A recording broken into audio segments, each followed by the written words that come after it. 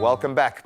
We've been speaking about sports, and yes, the rugby has dominated, so we thought, let's give tennis a little bit of time to shine. And this morning, we turn our attention to the final tennis Grand Slam of the year, the US Open. Aryna Sabalenka claiming her third Grand Slam title with a gripping 7-5, 7-5 victory over Jessica Pegula in their US Open final, while Jannik Sinner, a young man with all big things on his shoulders and in his future, secured his second major, defeating Taylor Fritz 6-3, 6-4, 7-5, both champions showcasing some remarkable resilience. I think that's been the key word in sport this year, marking a thrilling weekend at Arthur Ashe Stadium. And tennis coach Ricky Solomon and super fan Nazli Abrams joins us to chat about what's been unfolding in New York. We absolutely love this.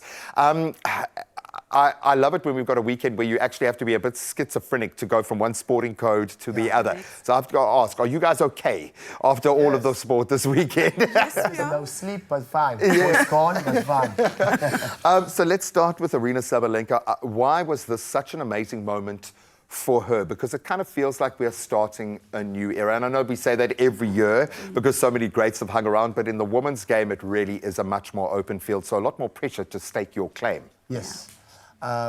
She's always been one of the big guns. You know, when people tend to ask me who's one of your favorites for this, I'll always say Sabalenka, but we're not sure. Like, she's regarded, we mentioned that she's like a dark horse in this thing, and hopefully maybe she even feels that way herself. Like she could maybe feel like I'm supposed to be there, but I'm not there enough. So this was massive for her in that sense. I'm sure she's feeling like you know, I've achieved what I know I can. You know. When we look at and we track players that are in that zone, I'm going to call it the corridor of uncertainty, where they should, you would think, based on what she's achieved, you would have that self-belief. But when there are 17-year-olds knocking on that door, 16-year-olds, it 100%. Must feel so unforgiving. How important is it in the modern era of tennis to have that Grand Slam badge? So for Sabalenka, she felt personally like she should have won it last year. So I think a lot of people would have felt that, yeah. So she skipped the Olympics. She practiced on hard courts. She prepared to win this. Yeah. So I would also say on any given day, she might hit. It's a swing and a miss with her. But I was convinced that she was going to take it because she was utterly committed to winning. That being said, could Jessica have done it? It was close. It was titanic. It required a lot of digging deep. Yeah. Were there moments where it could have gone, or do you think she held sway? Did she have the momentum or inertia? Man, you need to win a slam, to win your local tournament. You got to dig. You got to dig, and you have to win it a few times till you really believe. You know, this is where I belong, and I can do this. And so I felt like when I was watching it, there was just moments where she was like, man, is it my time? Yeah. Is this real? Is it my time? And she played those very crucial points just a little bit, just a little bit too reserved. I felt it was. Sure. Sometimes you need to actually try and win the point. Or you got to get out of your own way. Yeah. And so there's a difference between winning the point and not losing the point. I like Sabalenka wins points. She wins points. There's no such thing as I'm not trying to lose. And Pegula played a little bit like this is a very crucial moment. I'm going to try not lose the point. But she would have had that fire lit as well. So hopefully, and we know often the best narratives in sports, certainly in tennis, are built around these sorts of negative moments that can inspire that.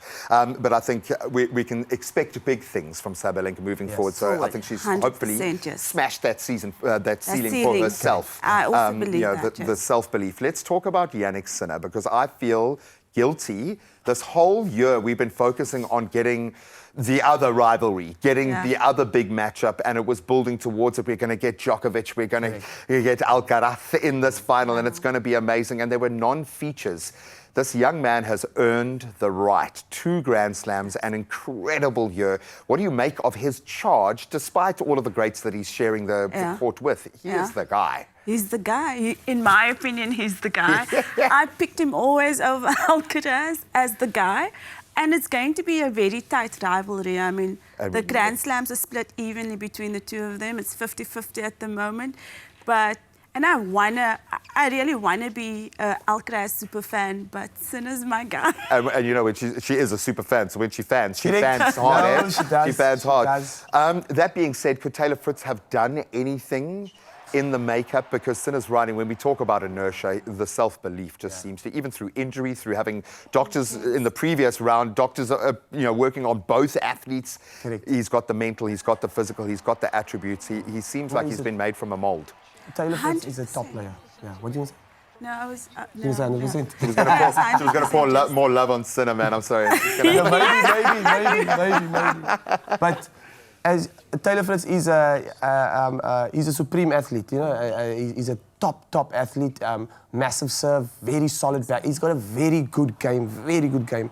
But Sinner, we were speaking about this. We think like Sinner is one of these like diamonds. Like just he's from where I'm standing from, just that coaching side, the way he strikes the ball. I mean, I mentioned it when I've been here before a couple times already. The way he strikes the ball, just his base level. His base level of striking the ball is much higher than anyone we've ever seen. Like, and even when he's moving, when he's sliding, he's getting more power and speed and topspin and absolutely everything. It's coming. It's just his natural shot. People think he's hitting winners, but he's not. It's his natural shot that is just ends up being a winner. Extremely powerful. It just ends up being a winner. I'm turning into a super fan as I sit here right now. Shot is just fantastic. Yeah, and I think we've all been sleeping on Yannick Sinner just a little bit. Not you, Nasli. I know you've identified one in advance, but the bottom line is we love to embrace these new kind of modern rivalries in a modern game. And so often in tennis, we get caught up in the GOATs because there's so many of them still around.